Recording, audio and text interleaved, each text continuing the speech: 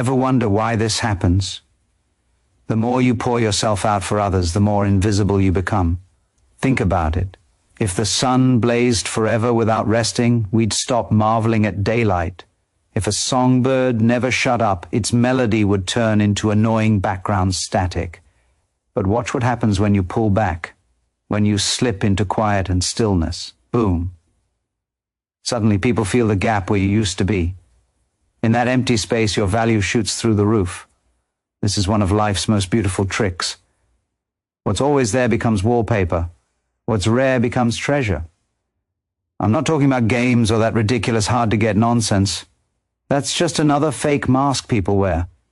I'm talking about something deeper, the practice of respecting your own existence, of flowing like the ocean waves that roll in and pull back, like the moon that swells fat and bright, then shrinks to nothing. Even the natural world doesn't spill everything at once or stay the same forever. Anything that never changes and never ends becomes boring fast. The magic isn't in burning non-stop like a fluorescent bulb. The magic lives in the pattern of coming and going, showing up and vanishing. If daylight never ended, we'd grow sick of brightness and crave darkness. The same truth applies to you. Your presence carries punch because it arrives and departs.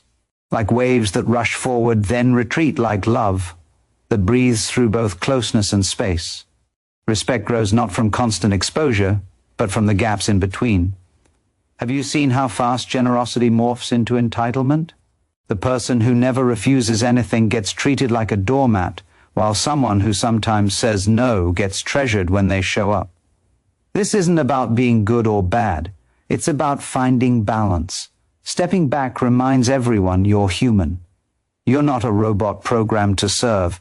You're a rhythm like the ocean that pushes and pulls, like the moon that grows and shrinks. Because life itself isn't a straight highway. It's a dance of being here and being gone. Weird, right? The second you stop being permanently available, the whole dynamic shifts. When you're not constantly within reach, people stop treating you like a piece of furniture gathering dust in the corner and start treating you like an actual person worth encountering. They lean in closer. They pay attention. They grab onto the moment because they know it won't last forever. Even your quiet moments, even when you're nowhere to be found, those absences start communicating something powerful. We only appreciate water's sweetness when it runs dry. When it gushes everywhere, it gets wasted and ignored. But when it's drawn carefully from a deep well, every drop tastes amazing. Same with your presence. If you flood everyone's life with yourself, you wash away what makes you special. But when you flow like the tide, coming and going, your presence refreshes like cold water in burning sand. From when we're tiny kids, society trains us to smile, agree, and say yes to everything. We confuse obedience with affection and constant availability with love. But real love, like a garden, needs room to breathe. Too much water drowns the roots. Too much sunshine scorches the leaves. It grows healthy in rhythm, not in overdose. Absence isn't a vacuum of nothingness. It's the space that creates shape and meaning. Just like music gets made not only from sounds but from the hush between notes, love ripens through the dance of nearness and distance. Without those pauses, everything melts into meaningless noise. Life works like a song. So if you never step back, never refuse, you become noise too. Seen but not really noticed, heard but not truly listened to. Value hides in the interval, in the well-timed absence. This isn't abandonment or neglect. It's rhythm. Trees don't drop fruit every single season. Fire doesn't rage forever without dying down. It must fade so it can be lit again. Even your breathing depends on letting air out, not just sucking it in. Why do we imagine we must give without stopping? When you withdraw and then return, your presence gathers strength like the silence that makes a bell's ring echo louder. And here's the twist that blows minds. By making yourself scarce, you become more genuine. People encounter your complete self, not the scattered scraps you throw everywhere. Like someone who rarely speaks, it's not that their words are louder, it's that their silence makes every word precious. Same with your presence. Spread too thin, it loses flavor. Held with rhythm, it builds power. This is why disappearing sometimes becomes the most caring thing you can do. Look at romance itself. Lovers who squeeze too tight suffocate the spark, while those who vanish completely let the fire die out cold. The secret lives in rhythm, nearness and distance, voice and silence, holding tight and letting go. Notice how the person who's rarely free is the one everyone wants time with. Not because being busy makes them superior, but because their time carries weight. If they give you 15 minutes, it feels like receiving gold. They haven't scattered their hours like loose change on dirty pavement. Compare that to someone who's forever waiting around, forever bending over backwards, whose presence gets taken for granted precisely because it never goes away. This isn't about one person being better than another. It's about recognition. When you honor what your own time is worth, other people are forced to honor it too. But if you throw hours away carelessly, the world treats them like garbage. So refusing to always be available isn't mean. It's honest. It's the calm refusal to jump every time someone calls, to fix every argument that isn't yours to fix, to serve as the eternal band-aid for other people's boredom and chaos. It means standing solid in yourself, and from that steadiness, acting when the moment genuinely calls for it. Your life wasn't designed to be endlessly consumed like cheap fuel. It's meant to be lived richly, deeply, truly, and only from that kind of fullness can you give in ways that feed others, instead of draining you bone dry. Now here's something that'll knock your socks off. When you quit being permanently available, you start hearing your own life again.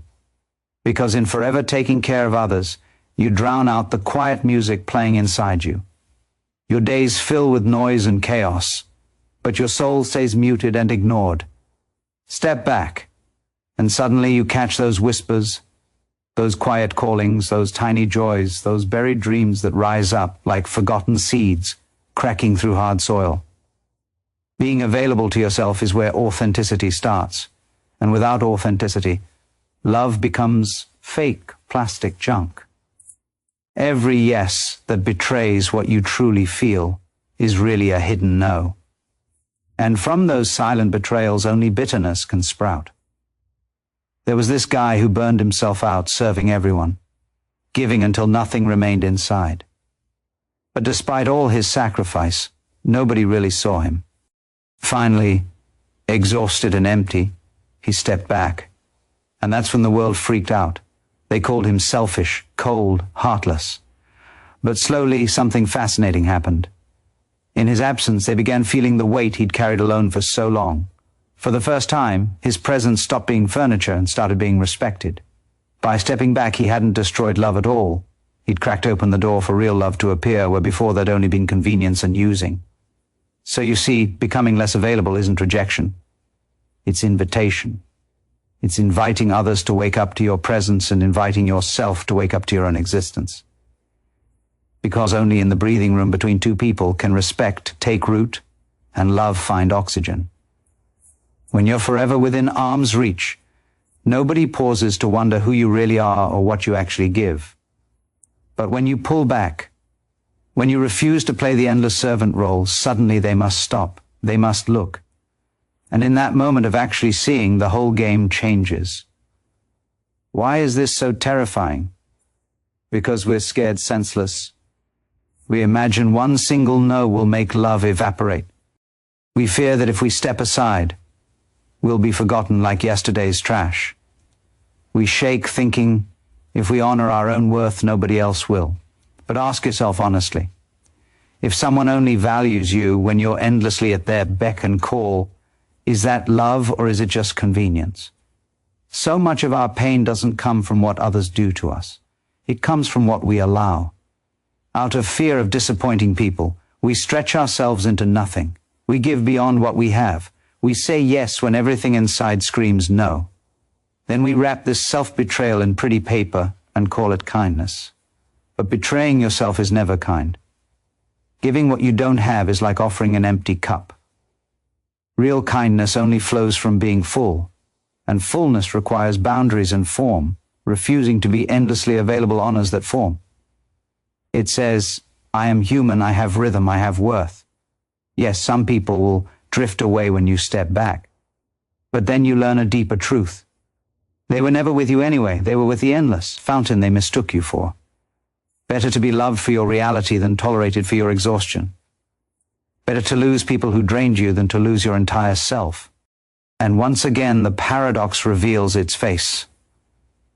Those who genuinely matter, those who truly love, won't vanish when you create space. They'll bend with you like trees bend with wind. They'll grow into the space you make. And in that movement, the bond gets stronger.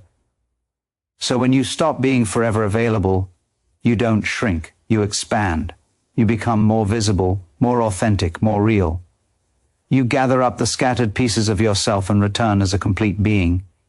And life always bows to completeness. Completeness has its own magnetic pull. It draws, it attracts, it commands respect without begging for it. The broken self screams to be noticed while the whole self gets noticed without trying. You stop being background static and become the actual music people lean in to hear. Picture yourself as a well full of water. If everyone can draw from it endlessly, the water will eventually vanish, leaving both you and them dying of thirst. But when the well is protected, when it gets time to refill from hidden underground springs, then people who come to drink find refreshment. Pulling back sometimes, refusing to be endlessly available, is simply keeping your life's water clean and flowing. This isn't selfishness. It's the very thing that makes giving possible at all. From a full well, water tastes sweet and pure. From a dried up one, nothing can be drawn. The world won't thank you at first for this shift. People used to your endless flow will scream that you're selfish and accuse you of changing. And yeah, you have changed. You're no longer a tool to be used up, but a being who gives from freedom and choice. This unsettles people who fed on your weakness, but it strengthens those who respect your strength. Over time, the crowd may get smaller, but the connections grow deeper. Because love that's genuine doesn't fear your boundaries, it respects them. So we arrive at this wild question. Who are you when you're not forever on call, forever answering the world's constant ringing? Who are you when you sit still, when you stop running, when you listen to the hum inside your own head? Most of us forget because we're so busy being useful to others that we've misplaced ourselves completely. But in the silence, in that delicious nothingness, you stumble upon yourself again. And far from being empty, it's incredibly full and alive. Pulling back isn't deserting life. It's returning to it. Because in stepping back, you remember that life is like breathing in and out. If you only breathe out, you collapse and die. If you only give, you shrivel up. The rhythm of the tide is the rhythm of existing. You see, it's the ancient paradox. When you stop seeking, things come to you. When you stop clutching, they stay. And so, strangely, when you quit demanding respect, people respect you. When you stop being always available, you become truly present. You don't have to insist on your worth. You simply are it.